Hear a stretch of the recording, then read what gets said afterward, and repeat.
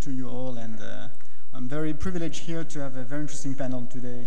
We're sitting actually nearly next one to each other, Ken Minihan and Volker Birk. One guy from the NSA and the other one from the Chaos Computer Club, and also all the other present speakers. We're talking about actually a very important question, which is the question of trust, and how do you manage that? And as it has been said actually during the previous talk, some of the previous talks, it's in a way it's really a matter of balance, because it's very hard to see a world which will be completely white, where you think about security being put in charge. But it's also very hard to think about a world which would be completely black, that is an environment where you have also this management of surveillance. And we're living in democracies. We all have these bumps with democratical systems.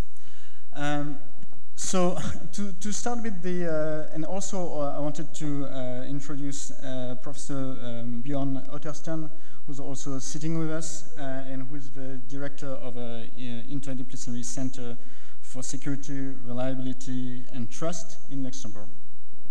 Thanks for all of your presence. So just to start a bit on the conversation, I wanted to actually go back to the initial, one of the very interesting point made by Volker during his talk about how actually power is the differential of information.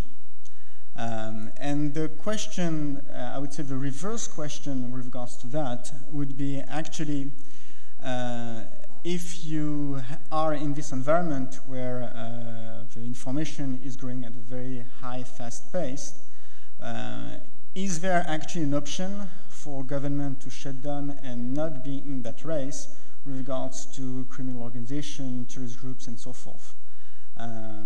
Just to be a little bit provocative and to see if actually we are in such an environment where, to some respect, there may be no way to actually put in place all those different elements of surveillance to some respect. And then, of course, we'll have other questions about how do we do surveillance. If perhaps Mr. Minihan, you will have to respond to that question. Sure. Are you going to turn this on? Okay. Yeah. Let me start by saying I think the premise is an interesting premise. Information is power, in my view, so I think that's correct, particularly in what I would describe as a cyber age. And I tried to make the point that we are beyond the industrial age where that wasn't necessarily the case. So I think recognizing that does bring you to the right point of discussion relative to what is it you want to accrue for power and what do you want to do with it. So I would put the thinking in that context in two areas. One, you know, how am I going to obtain the power that I think I need for whatever interests I've got as a country, as a business, as a whatever it might be. And I think what we have to do is have that discussion so that whatever it is, it's appropriate. I mentioned to you what's the difference between a crime and attack, right? So somewhere in there has to be appropriate activity, and it needs to be defined in such a way that if I'm getting it in a way that you are not as my competitor, regardless of whether it's national security economics. It isn't sort of cheating in that context. The second piece, though, I think is more important, and that's what are you going to do with it. And so what we find today, I believe, is that information is becoming a very powerful ally in some of the things we want to do, and adversary in some of the other things that we're trying to do. And the question is going to be, how do we sustain the democratics of all the institutions and countries we're a part of, while appropriately handling whatever we're going to do as part of that. Now, we had that issue in the Cold War with atomic and nuclear weapons, so it's not unusual for us to have to address those kind of things. I'm not wringing my hands about it, but I do think that academically there hasn't been the thoughtful discussion that there needs to be in order for that outcome to be one that's acceptable. Right. Maybe if actually Volker, you wanted to talk on that point. If there's a possibility for the government to actually pull the plug out of its competition, or if, to some respect, government has to be part of that race, but then with a due thinking in terms of how you do that, what type of judicial oversight, perhaps perhaps, or democratic rules, additional democratic rules need to be put in place. So, is that working? Well, basically I take that as what could we do to make it better? Sure. So I personally think that in the first place, pulling the plug means we really have now to rethink our relationship to our friends in the first place. Not only to the US, again, this is, the US are in the media, they were today in the media again in a negative view, but it's not only the US, it's rethinking about relationships. Is it, because you cannot do the two things at the same time. This is, I think, which even could be a discussion inside the US, should be a discussion inside the UK. You can't build a total surveillance concept, which is crashing each democratic idea, and at the same time having public offices which are responsible for protecting the companies. This is, of course, this is military thinking. One is attacking, and the other thing is defending. But in the informational world, in the internet, this will not work.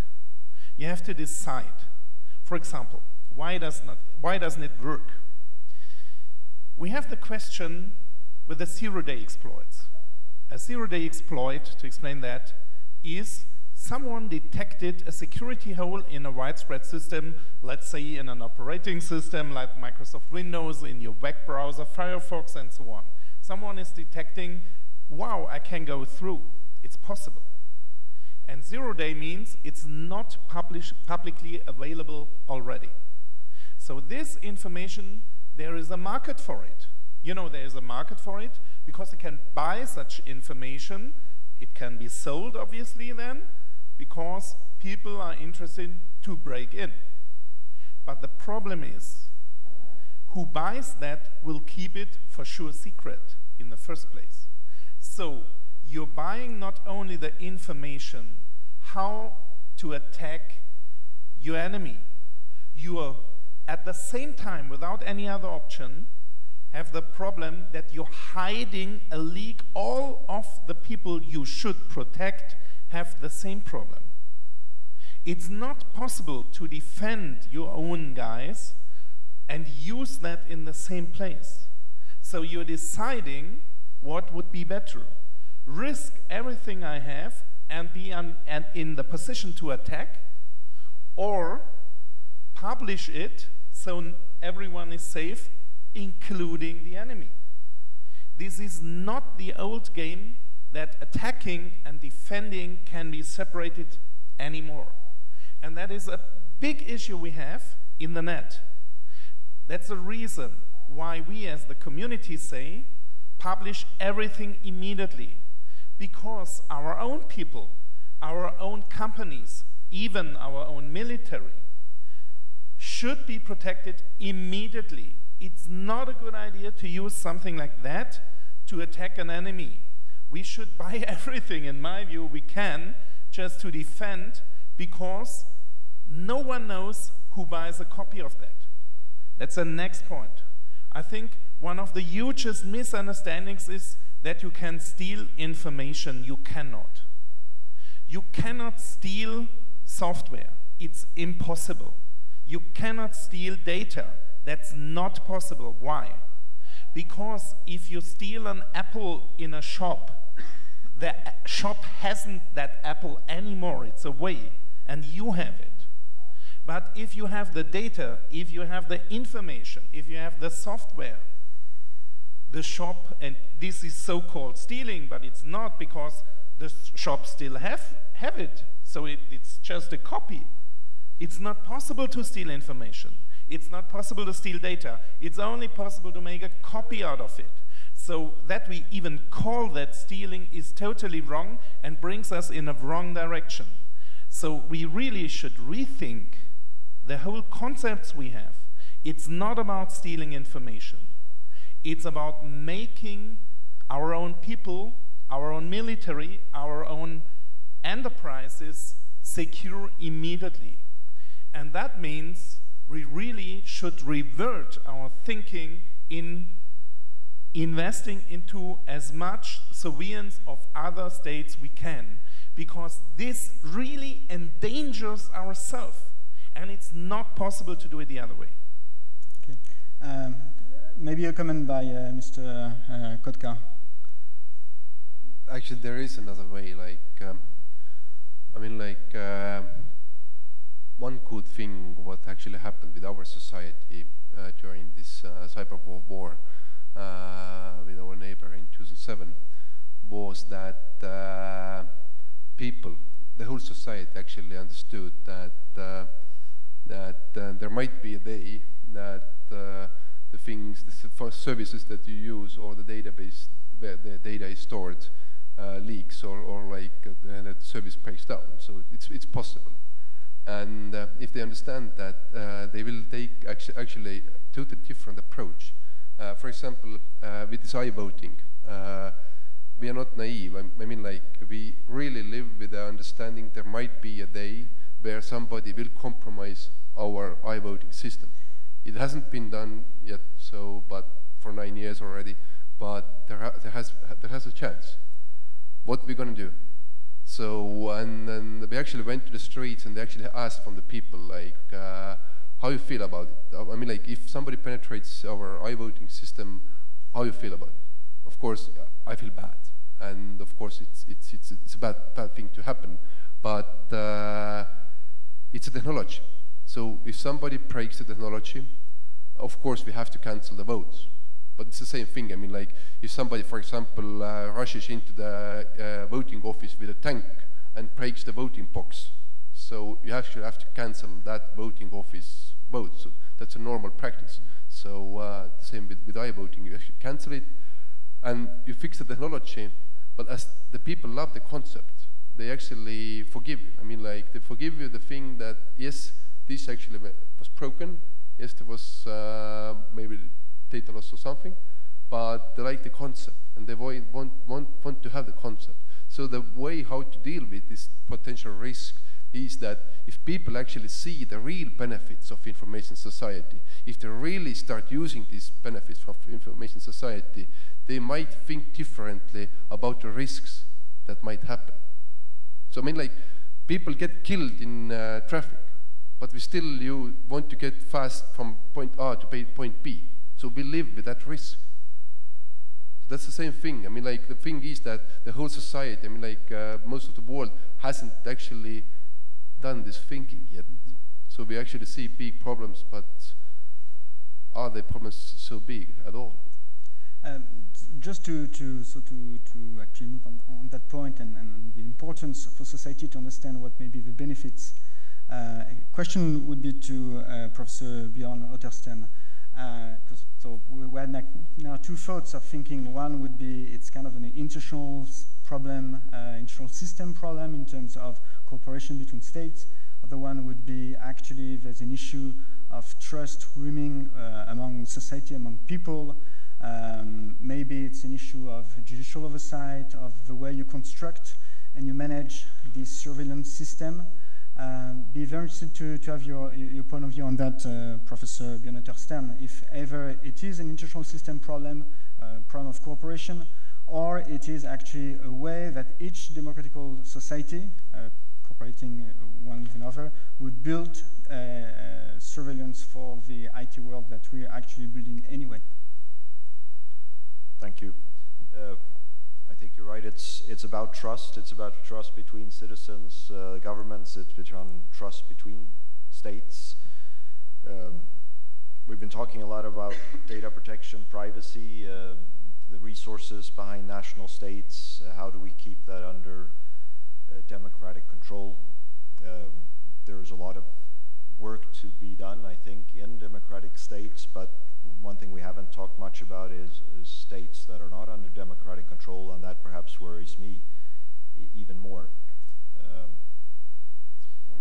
At the same time, if you allow me, I'd like to bring in another angle here as well, because this is very much a business event. We have people here representing businesses, and I know these issues around civil rights and so on are course, are high on the agenda, but I see something happening in Europe, this landscape around data protection legislation is changing.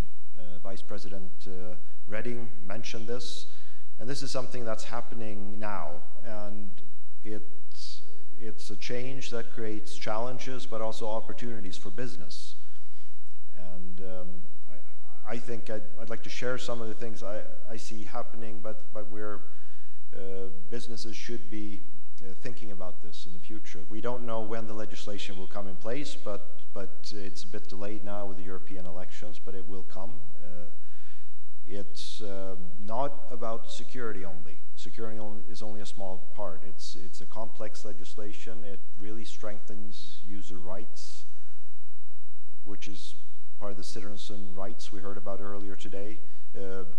Accessing data, changing data, erasing data, but also the obligation to notify about breaches, the portability of data. This is quite complex. At the same time, it's an opportunity because it harmonizes the situation in Europe. This is good for business. It opens up the market to Europe. And then we heard also one of the main things that changes here, it's a game changer. It's the sanction mechanisms. The regulator has virtually had nothing in terms of sanction mechanisms, and all of a sudden they're given the power to destroy companies, the 2% of global turnover. I mean, this is raised the awareness about this issue. It's a new risk, a risk that will go up to the sea level and needs to be addressed there. Now, what's the impact of this? I mean, I claim that legacy systems are not compliant. I mean, that's just the case today. We don't have scalable solutions to handle the new regulation.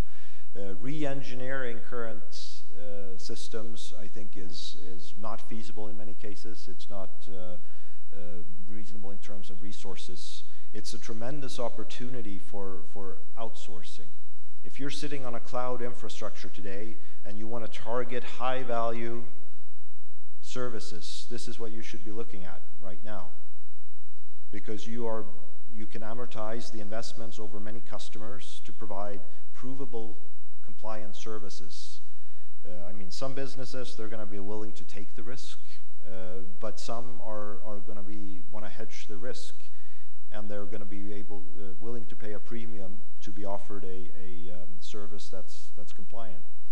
And this implies, I mean, this will lead to a whole ecosystem of activity. I think we should be looking, sitting in Luxembourg, we should look at what is happening now, and I think we're moving to a similar situation as in the financial services area, which is heavily regulated, but that's a good thing in many respects. But it's an entire ecosystem of service providers, of auditing firms providing consultation and attestation, about legal firms providing advice, about regulatory bodies overseeing the whole process.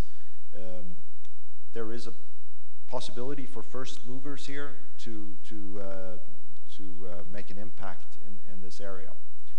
We haven't been talking too much about that today, but I think since we have a business audience, this is relevant. Well, actually, going back to the issue that you mentioned about the data and the privacy for the consumer, which at the end of the day, if we talk about democratic system, that is the stakeholder that we need to put front and center, which is the consumer. A question to Mr. Richard Harrison. From your own experience, where do you actually see today the lack of trust on the customer side? What do you think is the problem in terms of data being shared? What type of data? Is it a matter of asking for consent? Does that go beyond that? I guess what we see again and again is that consumers are just plain confused. It's not particularly surprising when they see a 200-page terms and conditions sheet when they want to download a few songs from iTunes. So they're confused. They have a lack of understanding about the implications of privacy breaches, and I think it's incredibly important and helpful that we start from a, let's call it a government-centred approach or a legal-centred approach, and I think that's appropriate in an issue that's as complex as this. That's where we start. But at some point, we've got to start helping people to understand what the implications are for them, but also empowering them to start taking their own actions and their own responsibilities to deal with this. Because frankly, governments that have the ability to control large corporations and have the ability to dig deeper than individuals do, of course, but we can't avoid the fact that it's individuals and individual citizens that are the people who are creating this information, putting them into places where they're signing away their lives, if you like, when they put this private information there, and they need to understand the true implications of that and helping them to understand that. So my advocacy is around a move towards a citizen-based approach in conjunction with the legislation that's going on across Europe, because unless we empower the individuals, we're going to be fighting a very long battle between large government and large corporations. Right. Well, just kind of for closing arguments, because we have to wrap up quickly. Just to get from each one of us what would be your final comment on how to reestablish trust either between states or between the citizens and the state. Perhaps Mr. Minihan, starting with that one. So in my view, I think the rising tide raises all boats is an important piece of that. I don't think we've done enough yet so that our citizens, even yet our government's leadership, but certainly our citizens, understand the dilemma we're in. I wouldn't use with them a football argument, offense and defense. I think there is to use football in the European sense, there is a soccer context there. And I think it's important that we realize that there are things going on in the field that none of the citizens are going to have the ability for them to defend. So there is a military part, that's why I use the term destruction, that I don't think the citizens should be expected to be fully aware of and to defend themselves from. I think there's a role to be played at that level. So I'm happy with the rising tide raises all boats.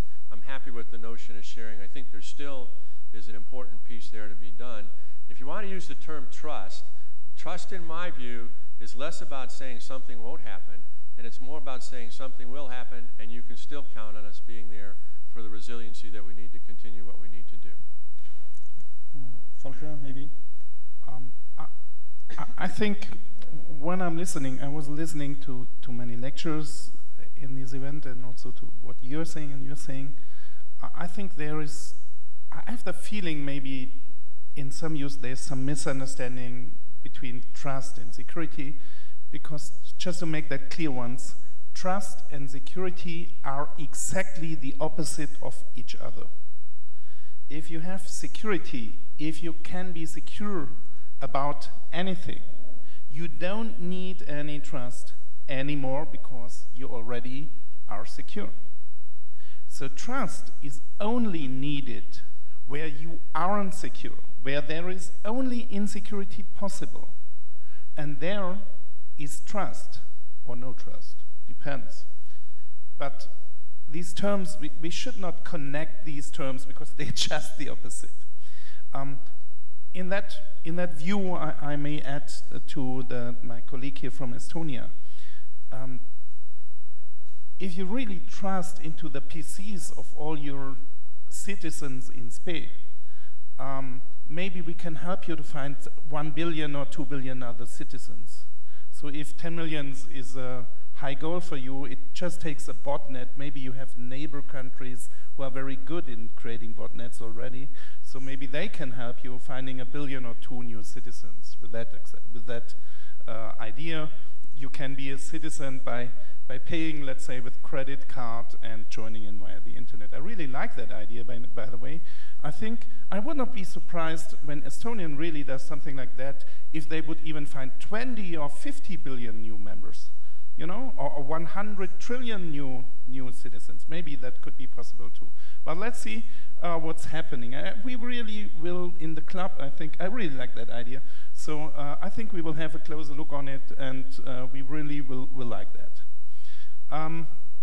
So you see, possibly it's a matter of trust, what and whom you trust in, because security isn't too high, you know.